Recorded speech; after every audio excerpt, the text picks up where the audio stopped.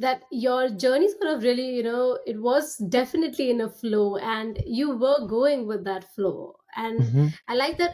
I like the point that you could identify that what you, relate with or what you do not relate with, and you are okay with that. And I think that is a place where a lot of us kind of, are not okay, because we think the career has to be in a certain way.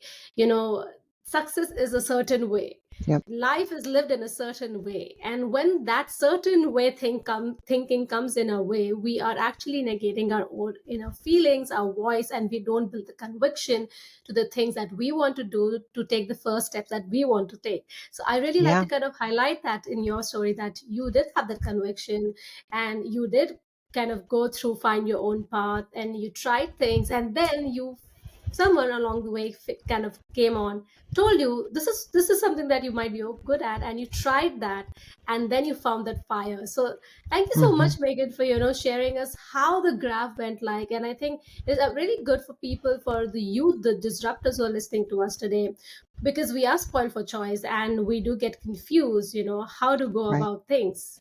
So, but I really like, sorry, you want to say something? Yeah, no, and I do think, what's interesting is that, I think we get these ideas sold to young people in schools of like, this is the way to do it. And if you don't do it, then you're doing it wrong, right? And the reality is you are not doing it wrong, right? You're just not. And the narratives around that across the world, right, are based on an ideal situation and not the normal person, right?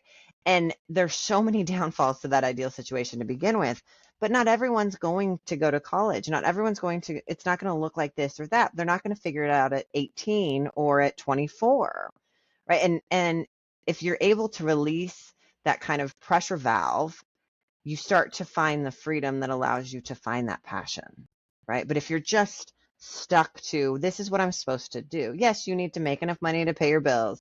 You need to continue to grow and learn, right? You've got to do those things. But if those things are covered, then the rest of it is release that pressure valve a little bit so your brain can actually be creative enough to think about what excites you and how you can do something to contribute to the world, because you're not going to become a millionaire often on just what you're passionate about, right?